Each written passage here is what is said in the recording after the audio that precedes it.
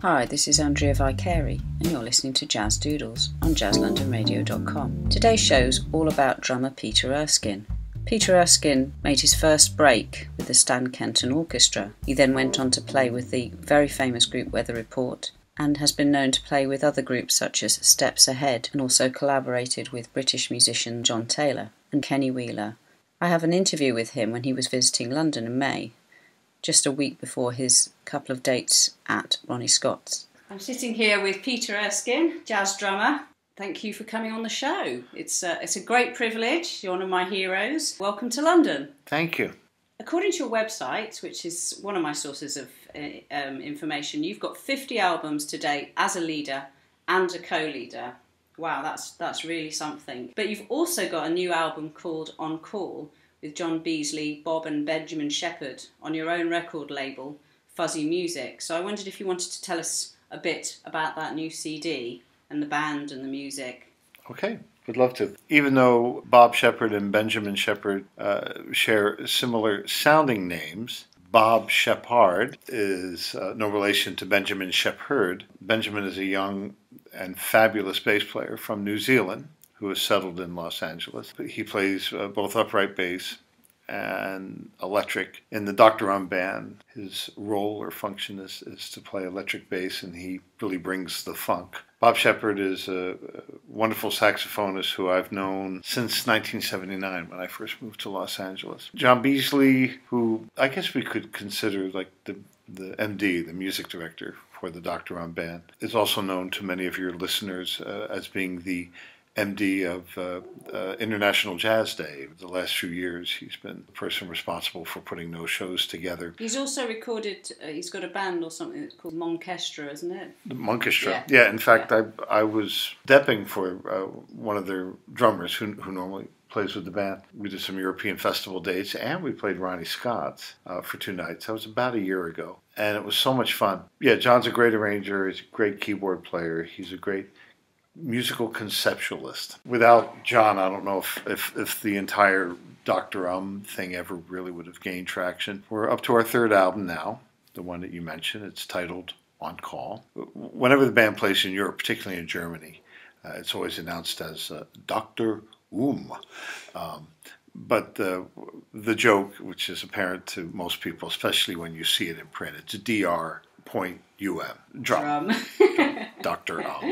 So Dr. is my alter ego, and it was a way for me to kind of return to the funk and R&B stuff, kind of like fulfilling that wish that older people have, if I'd known then what I know now. So I just gave myself a playing environment where I could play the funk, but play it with the advantage of just having played for so many years now. And I'm having more fun than ever.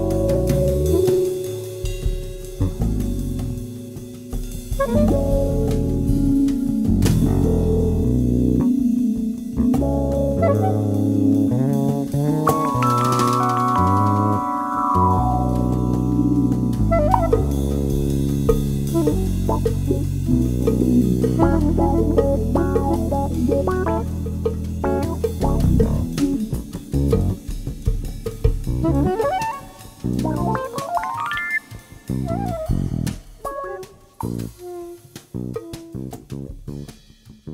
I was going to ask you a question about your appearance at Ronnie's, but I'm just going to sidetrack a little bit because we were talking about your return to funk and how it interests you. And if I had to describe your drumming styles, I would say you're a jazz drummer who's not only embraced the jazz tradition, but also someone who has taken on the styles of other music genres. And I'm going to say such as reggae, that I'm thinking about the Pools groove, and Latin, things like the pushes. Reggae, I have to be honest, when I look in the mirror, I don't see an expert in reggae drumming staring back at me.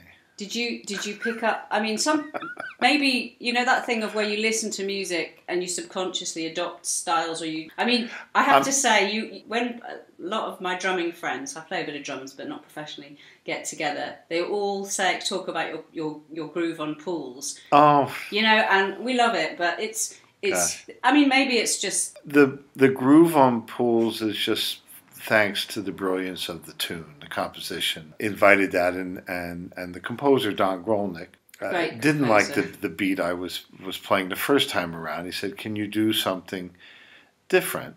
So I just took the beat I was playing and turned it upside down, that was all, and just kind of reversed it, and it seemed to work.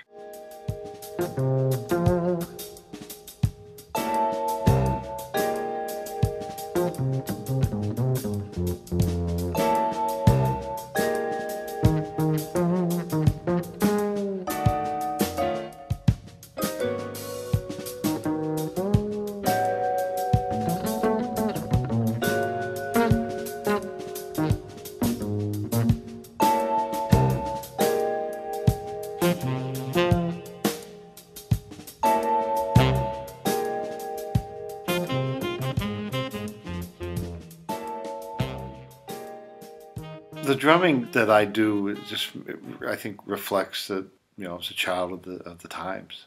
I started off listening to Art Blakey, and then the Beatles came along. But I was as compelled to listen to Elvin Jones at that point as I was to Ringo or Hal Blaine and the guys who were making all the pop and rock records and stuff. But, jazz took notice of rock, and I feel really lucky that I got to buy a jazz album week after week in the mid to late 60s, because every record seemed like a postcard from the future. Hey, we're having fun here. Wish you were here.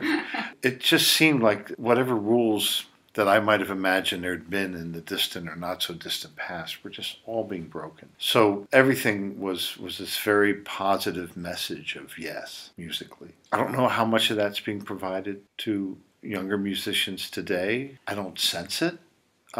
Everything has really changed. Luckily, we can at least look to the past in that same era, and the music was so good, it still provides a ton of inspiration and excitement. But there was nothing like it at the time, when it just seemed every corner you turned, there was all this new information musically. And so drummers my age, I think we all share the same appreciation for and fascination of all these different styles of music that just kind of were combined or were colliding. Maybe present drummers hear drummers like you and take all of your influences on board. So the kind of world music influences that might come out of the funk, now you're their main influence. If somebody gets something from the way I play, and it's going to sound like false modesty or something, but they do. But you probably you hope they get some information or pleasure out of it. If you can be a positive influence, that's a nice thing.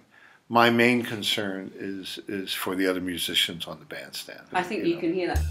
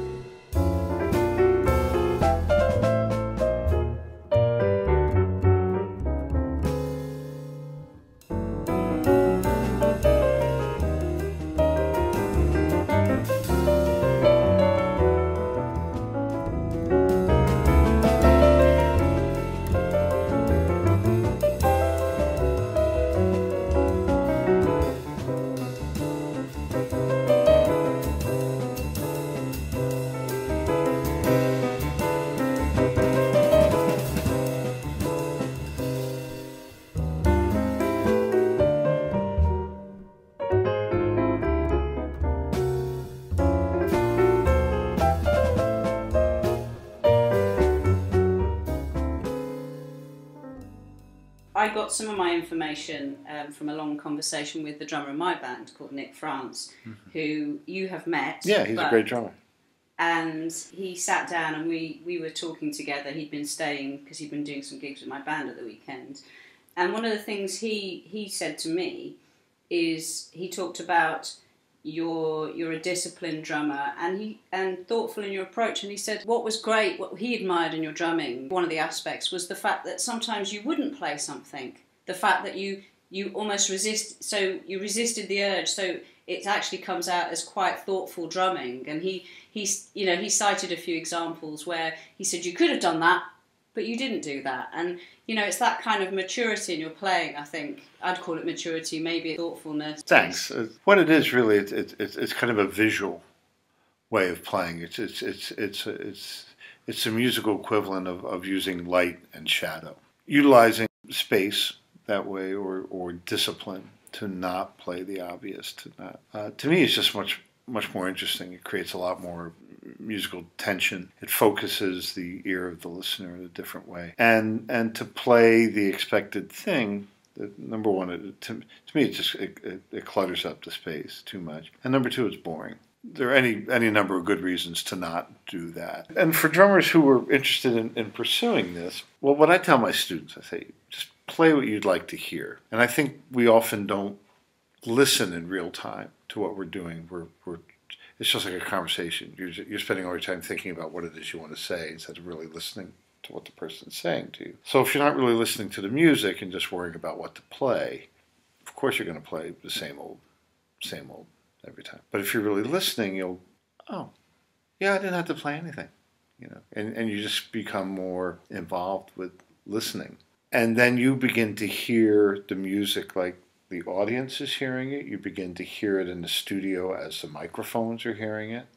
I did a recording a few years ago in Capitol Studios, and the drums were not in the separate drum booth or drum room, the isolation room, but I was in the same room with all the other instruments. And I played in a typical drums, okay, the band's getting more exciting here, so I'll do this. And then when I listened back, I was like, wow, that sounds really awful. And I realized that the drums were being heard not just by the drum microphones, but they were being heard by the trumpet microphones and the trombone microphones and the saxophone microphones, so that the drums gained a width to the sound that was unexpected and unwarranted. And immediately I this is why drummers played the way they played back then. This is why they made those choices. So I became quite sparing. And then it sounded good. And then you were happy with what and I was happy. The less I played, the better it sounded. That's interesting, isn't it? So recording techniques affect how you play, essentially. Which is the room. Okay, this is drummer talk, but one thing a lot of drummers do, myself included, when we play the snare drum and we want to play an accent, a louder note, we tend to play the drum not just on the head, but a combination of hitting the head and the metal hoop. And of course, when you want a really loud rim shot, you do that. But we hit that part of the drum, those two parts of the drum, simultaneously, a lot more than we realize. And what happens when you hit that is it just takes up a huge amount of bandwidth. And so you've heard it plenty. When a drummer does that, it just kind of wipes out everything else for that second or so on stage, and it's just annoying, And I don't like music that repels the listener, that makes the listener kind of instinctively lean back. I want to play, draw them in so they instinctively lean forward. That was sort of the ethos or the idea behind a lot of the ECM stuff we were doing. And then I, at a certain point, I felt, well, I'd taken it too far. My father didn't like those albums. He got not bored, but he just wanted to hear more drumming. And eventually I did too. But being armed with sort of the experience or the knowledge of, or the awareness of sound, then it made the funk drumming more fun for me. So there's more power, but there's still, I think, a pretty good use of space. I hope.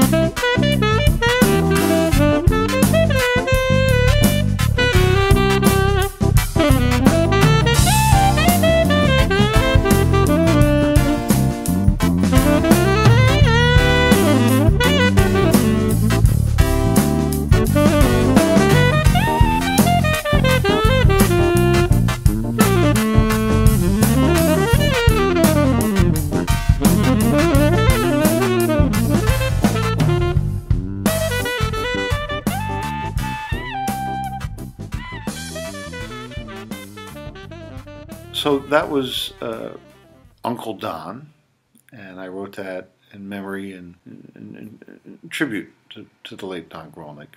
It quotes some of his harmonic language verbatim, but it was the only way I could capture the essence of Don, and it's a feel-good tune. The earlier tune that we listened to is something that I originally recorded with my ECM trio that I called the ECM trio. It was the late John Taylor on piano and the Swedish bass player Palle Danielsson. That's called For the Time Being. This version is a much more kind of weather report-ish realization of the tune. And I dedicated on the album to Airto Moreira, the great Brazilian drummer and percussionist, sort of doing a poor man percussion imitation or musical impersonation of some of the stuff he's done over the years. I sent him the CD and he listened to it. He said, "Yeah, I like it."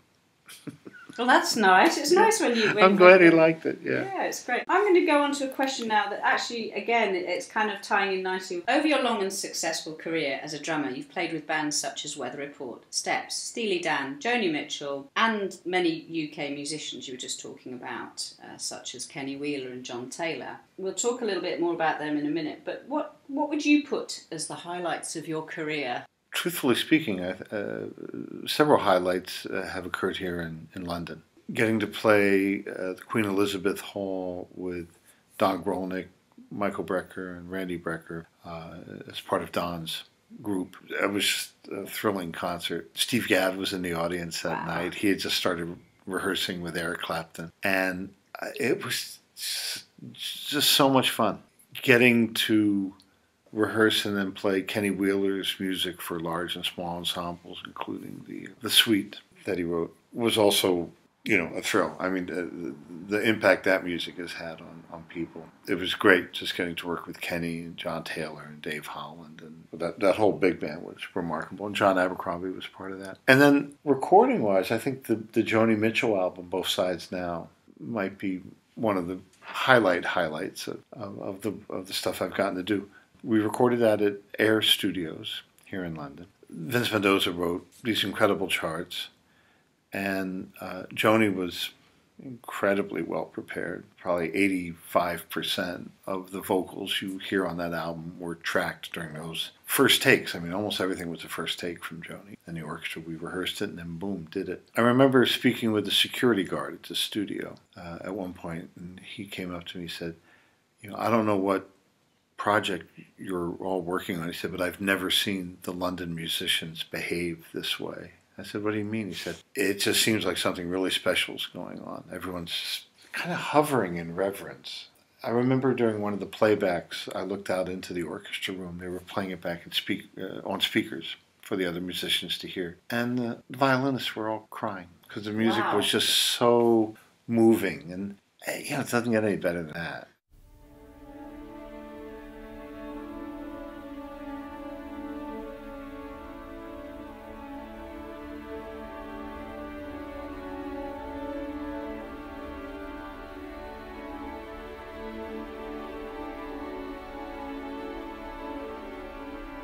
rows and flows of angel hair, and ice cream castles in the air, and feather canyons everywhere. Looked at clouds that way, but now they only block the sun. They rain and they snow on everyone. So many things I would have done, but clouds got in my way.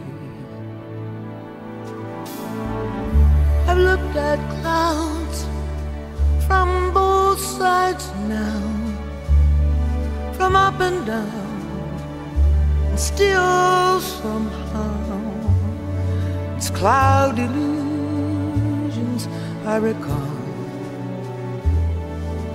I really don't know clouds.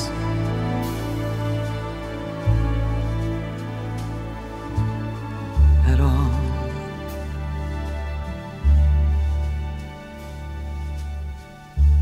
Moons and Junes and Ferris wheels, the dizzy dancing way that you feel as every fairy tale comes real. I've looked at love that way, but now it's just another show, and you leave them laughing when you go. And if you can, don't let them know. Don't give yourself away. I've looked at love from both sides now, from give and take, and still somehow it's love's illusions that I recall. I really don't know love.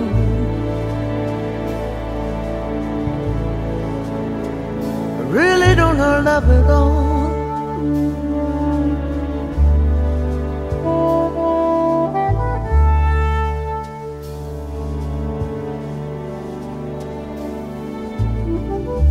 Tears and fears and feeling proud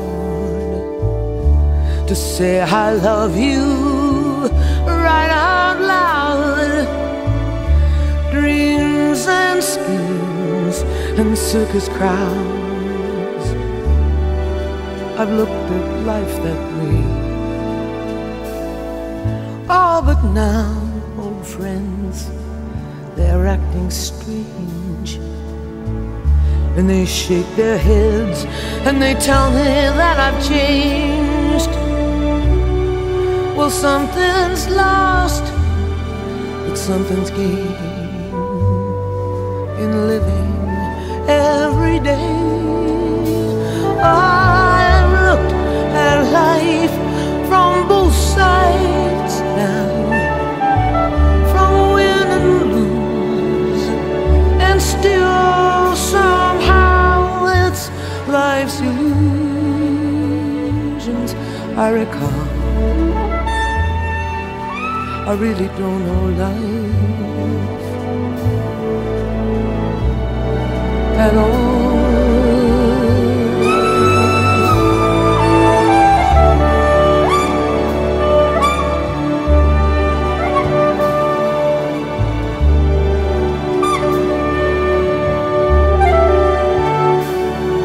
It's life's illusions that I recall. I really don't know life.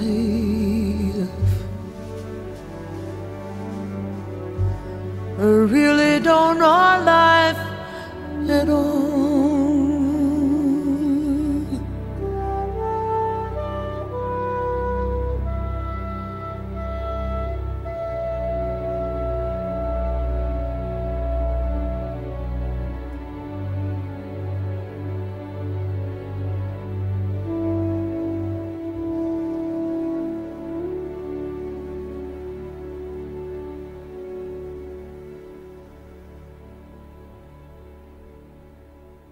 I was just going to talk a little bit about the English musicians, and I interviewed John Taylor a few years ago. As people know, unfortunately, his untimely death, 72 I think. I know, quite a sad thing, but I was a real fan of his music and his playing.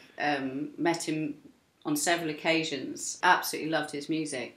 And I didn't know Kenny Wheeler, but obviously very familiar, and some of our greatest outputs. I mean, we've had quite a few from the UK, definitely those two. And I just wondered, you know, how did you get this connection with Kenny and John Taylor? It was all thanks to a man named Nick Purnell. I know Nick Purnell. Do you know Nick? Yeah, because, he's a friend of my brother's, or was, or something. I would love to get word to him, because I haven't spoken to him in ages, but it's all thanks to Nick. Wow. I mean, Nick connected me with Kenny, he connected me with JT, he connected me with Mark Anthony Turnage. I mean, that's another highlight, you know, Turnage, when I met him and we did Blood on the Floor with John Scofield, but Mark wrote a concerto for drum set and orchestra. And I've played that, I've done it in Los Angeles, I've done it in Bonn, Germany, in Bochum, Germany. You also played in Helsinki, Finland, and in Tokyo.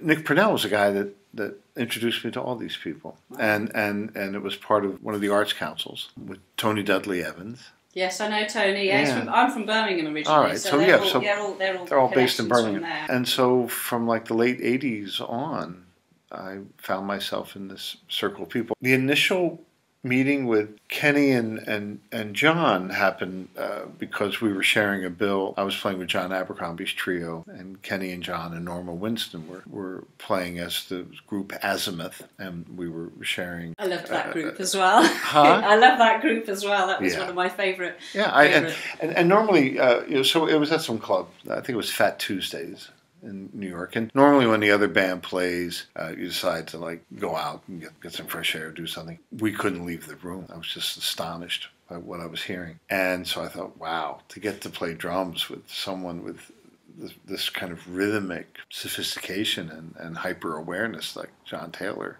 had would be a dream. And then all of a sudden, boom, you know, I got to play as part of Kenny's quintet, and then eventually started making the trio albums with John Taylor. I've got one that I really like. It's called As It Is. Is that an ECM one? Mm-hmm. It's and it's got some great tracks on there. I love is it Esperanza? Is that by the Vince Mendoza? Yeah, and Touch Her Sweet Lips, that one by William Walton.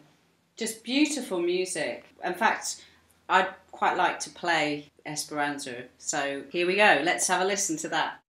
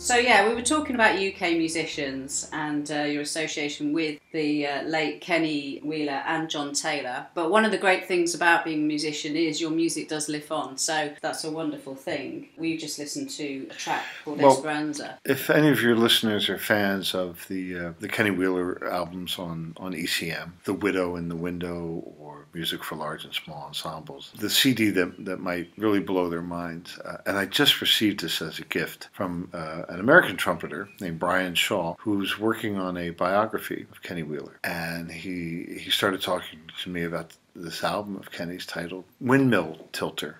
It's about Don Quixote. And Kenny wrote this music for the Johnny Dankworth Orchestra. And this was this legendary album. I'd always heard about this record. And this was before it had become available on CD. And collectors would spend hundreds of pounds if they could find this album. And so I never thought I'd get a chance to get my hands on it and hear it. So Brian sent it to my home. My wife brought the package with the mail that had arrived since I began all this touring. I opened it up, and here I am in London. We're renting this little flat. It has a little stereo system with a CD player. So I said, oh my God, here it is, a Windmill Tilter. And it features a very young John McLaughlin, one of his first recordings. It's just incredible. And all the seeds of the stuff I would know Kenny and his music for are contained in this recording from, I think it's 1966. Wow. Most of those same musicians were part of the big band that Kenny put together. Maybe it was 69, because I think it was, it was 69, because in 89 we did and I remember thinking it was 20 years later. It's something how the dots connect, the circles seem to overlap, and somehow I found myself getting to play with so many wonderful British musicians, and I mean, I haven't gotten to play much with John McLaughlin. That's one gentleman I'd like to. I think he's retiring soon. You better get in there soon quickly.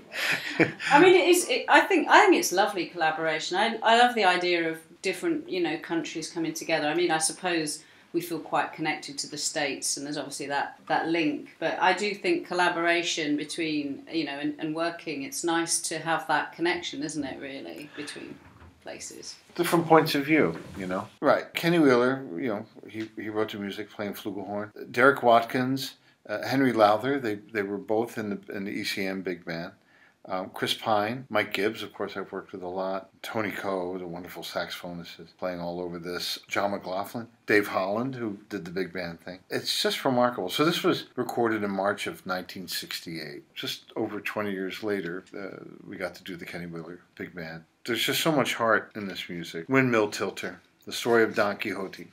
We have Johnny Dankworth to thank for. What track should we have a listen to? I think The Cave of Montesinos. It's track number 6, but they're all great.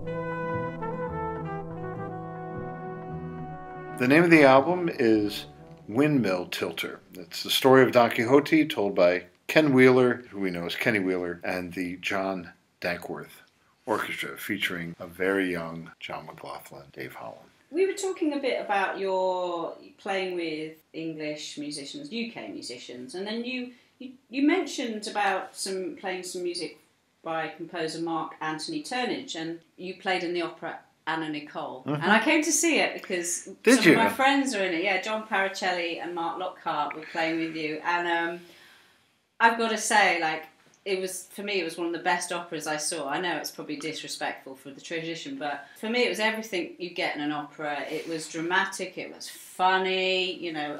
I'm going to say this. There are scenes where it's the story of someone from a very low background with nothing much, and how she builds her life. She ends up having breast enlargements, and the funny thing, of course, in the opera is they're all talking about you should have a D, no, a double D. Why not a double G? You know, and it's the comedy of the opera, and then obviously there's the tragedy after she marries someone like in his 80s, is it someone Marshall III or something, and it seems that she's married him for money, and there's all this tragedy, and then her son dies, and then she dies, and I watched the whole thing, and I was holding back the tears at the end. It was so moving, and of course having the jazz element, although it isn't really a jazz opera, but it has elements of jazz, and I just loved it. And then I watched it again on television, you know, which I never would do that normally, and it still affected me, you know. Well, the libretto is scatological in places, but brilliantly clever. The music, though, is stunningly good, and if you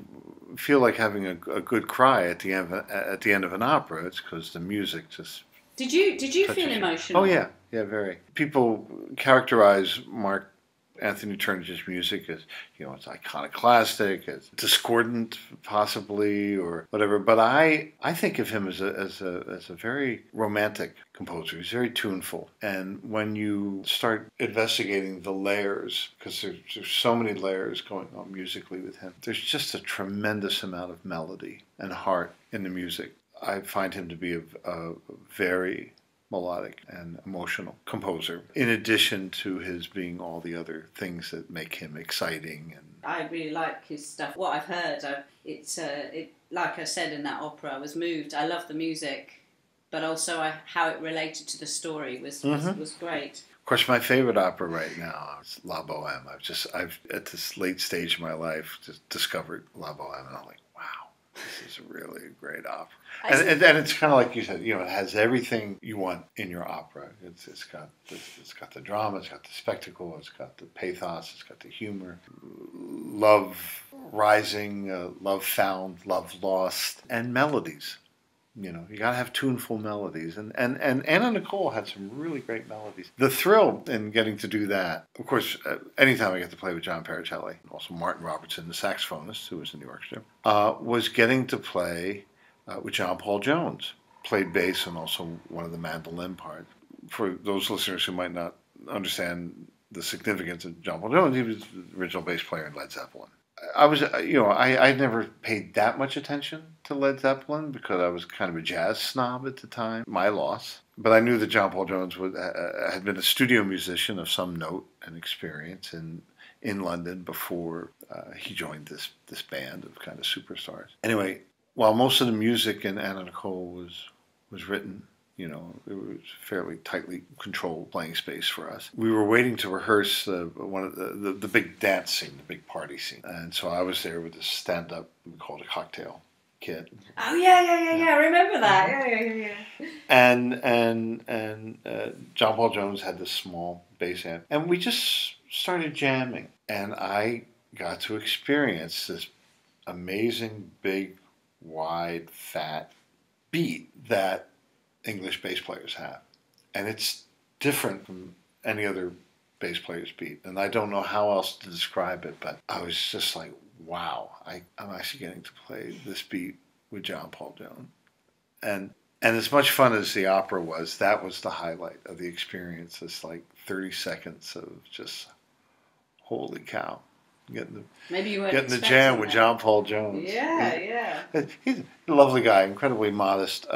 We came back after a weekend. Hey, John, how was your weekend? Oh, it's good. I said, what'd you do? He goes, oh, not much. Oh, yeah, won a Grammy. He's won a Grammy. I thought, oh, congratulations.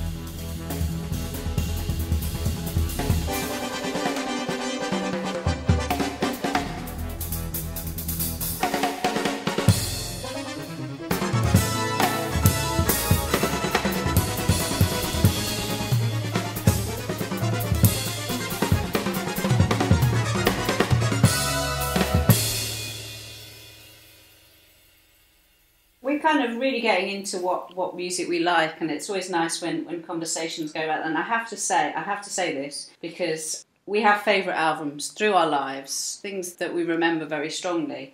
And one of my favourite albums is Motion Poet, which I listen to over and over and over again. I actually write music, and I found it quite influential. I'm actually going to play one of the tracks from that album in a minute, Hero with 1,000 Faces, which I love that one. That has a solo with John Abercrombie, and then it's Michael Brecker just playing it out. Every time I hear it, it's just like, wow. Well, you know what you might like? You should go to my website. There's a section on the website where I have digital music, and I have an alternate take. It was Michael's first solo. I'm going to check it out. The one on the album was his second pass. We were recording on 24 tracks of digital tape. Michael had recorded on the final remaining track. I thought it was great, but we were all pretty confident, he could play an even better one, and he wanted to, but I didn't want to erase what he had done. So we, I think it was either the click track or it must have been the click track. We used a click track and erased that so he could have a track to play on, because we maxed out the number of tracks. It's not like today with computers and Pro Tools. Anyway, I had that original reel-to-reel digital tape, and there's a gentleman who works at Warner Brothers Records in Burbank, California, and he transferred this stuff, and it was all still there. So I had remembered Michael, the first time he ran it down, played a pretty great solo. So I've remixed it and released the track with that, and also a couple of alternate takes of some of the other tunes. So great. But this particular solo, it's one of my favorite Michael Brecker solos. I'm glad you chose this. Hero with 1,000 Faces. Let's listen.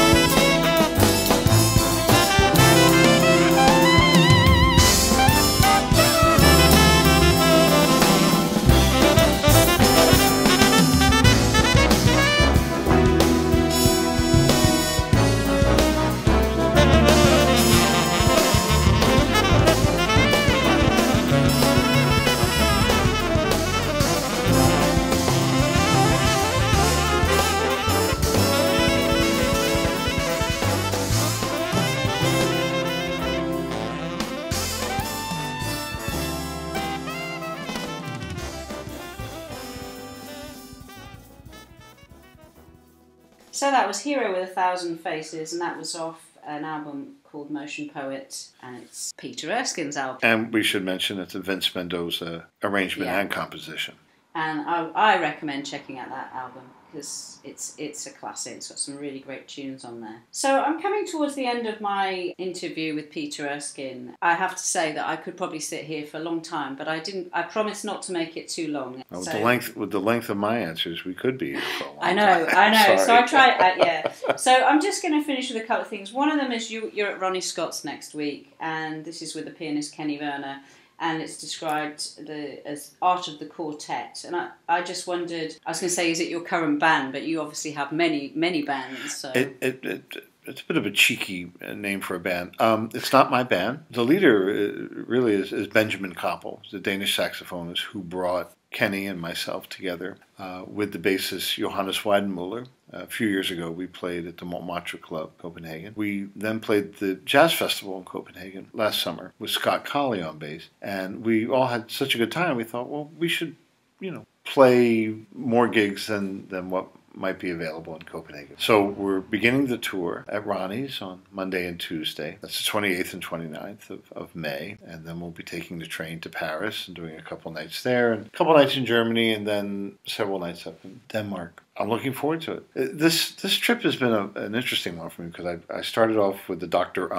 band. Benjamin Shepherd couldn't make the tour because he and his wife just had a baby. Oh, great. So congratulations to Tara and Benjamin. And anyway, my nephew Damien Erskine, who's a great electric bass player, he came out and played. And then I did a career retrospective at the WDR radio in Cologne, Germany, and Vince Mendoza conducted and arranged most all of that music. And so the first thing was electric and then big band, and now this is acoustic, so I'll get to dive into that lighter, more acoustically transparent world of playing for the next couple of weeks. Looking forward to it. And that's the next couple of weeks, and in terms of maybe things to expect in the future, is there something? I'm hoping to get to play the Turnage Concerto a few more times. No, I'm not sure. My wife and I have enjoyed this 20-some year experiment, having the record label, but it's a lot of work, and we might let the catalog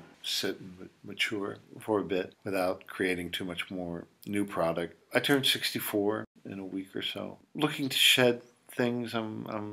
My whole vinyl record collection I'm selling to a Japanese record store. A lot of great titles. I've been working on that database of all that stuff, and just trying. I think I want to stay home more, and I'd like to try writing some more music. Maybe also write another, maybe a follow-up to my autobiography. I haven't read that. You haven't read that? No, but my very, very good friend Nick France has, which is why he gave me loads of information about you, although obviously I knew quite a lot beforehand, but I'm definitely going to read it now. I think it's a fun read. It's called No Beethoven. The title came from something that Joe Zawinul said to me when we were in Weather Report. He was bragging about his composing prowess, and he said, "I ain't afraid of no Beethoven," and that sort of captured the whole machismo kind of ethos of that band, which informed so much of not only the opportunities I would have, but how I would make music for quite some time. And so there's still a few untold stories that I might want to set down.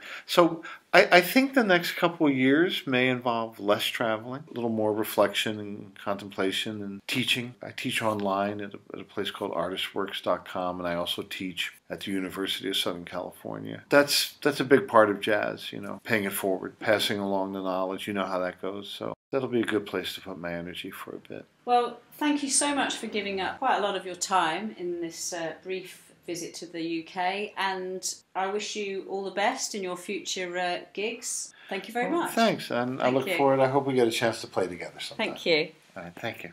I'm afraid that's all I've got time for today, so many thanks to Peter Erskine for his wonderful music and giving up time to be interviewed. I'm going to finish with a track. This is from an album called John Abercrombie, Mark Johnson, Peter Erskine, and they're obviously on the album, and this is a track called Samurai Hee Haw. This is Andrea Vicari, Jazz Doodles, jazzlondonradio.com.